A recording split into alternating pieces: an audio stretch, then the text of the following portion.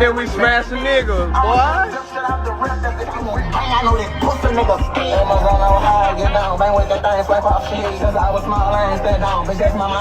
Required to be role models, and that doesn't necessarily serve in other professions as entertainers, whether you're an artist or whether you're an actor. A lot of times this type of behavior is celebrated and or promoted, but when you're an athlete, it's punished.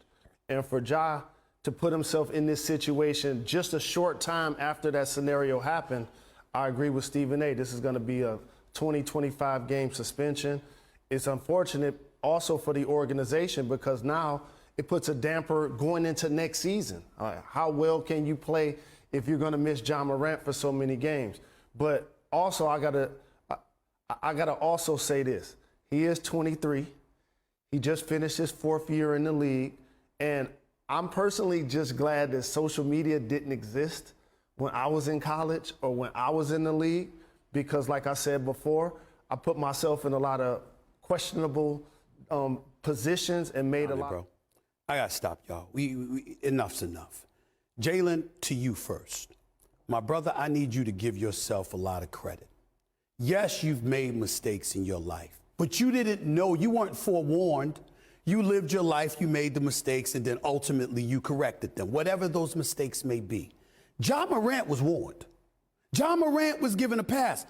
Months ago, they let you know 8-game suspensions. Months ago, they let you know $600,000. Months ago, you put your team in jeopardy, the franchise in jeopardy, your future endorsement and opportunities in jeopardy. Months ago, not years ago, months ago. And the NBA called you up to the league office the day you spoke to him. You sat down with Adam Silver, and he said, yo, what you doing here? Let's make sure we don't do this again. And because Wilbon, I'm gonna bring this up. Understand right now, we the villains. You the villain, Jalen. You the villain, Wilbon. I'm the villain. Why? Because we're sitting up there and we're saying, excuse me, be careful. You got a whole future. Your future is yours. The world is yours, man. We're looking out for brothers. We're trying to tell them, listen, watch it. The power of choice is a very, very powerful thing. Make sure you choose carefully who you have around you, who's going to safeguard you, who's going to help you protect you by making sure you avoid the things that you need to avoid. And by us looking out and trying to help out, we're villainized because we are willing to tell you the truth. That's the world he's living in. That's the world a lot of these guys are living in. Because God forbid that somebody tells you the truth so you can shield yourself so you can avoid the kind of things that'll find us on national television talking about you in this way. Second gun issue. Why are you walking around with a gun in broad daylight? Yo, it's Big Ant, the spokesman, man. We back. Another edition of Urban Politicians TV. UPTV. Make sure you stay on your pivot at all times, man. Had to come tap in on Ja Morant as it came out earlier today. He would now be suspended from all team activities in Memphis after he once again, for the second time in under a couple months, decided to go full 4K Trey mode while listening to NBA Youngboy and up the pool and post his pistol while the whole world can see on Instagram. And as they said right there on NBA Countdown, Jalen Rose, he explained to the people directly, because some people are simply confused of why you can't do this in the NBA. When you sign the contract, my boy, you are agreeing to the terms and how you want to, how they want to be represented in the league. This is how you get paid now. You have to abide by and follow those guidelines. That's just the corporate side of this, where they'll get their money from advertising dollars, corporate companies, and investors and things, to where they're not going to want to be associated with people holding pistols while they're on Instagram Live. Like Stephen A. Smith said, riding around in broad daylight. This is an image. This ain't rap. This ain't movies. This ain't skits on YouTube. You are an NBA player. They are seen as a family-friendly corporate entity in operation, to where, hey, we can't have all the nonsense going on for the corporate dollars we receive. That's why when you sign the contract, you pretty much are signing up to be a role model. Now, you don't have to, but if you make the choice to sign, because you want to get the bag, you want to play in the league, you got to follow by their rules and everything. On top of, let's be clear here, bro.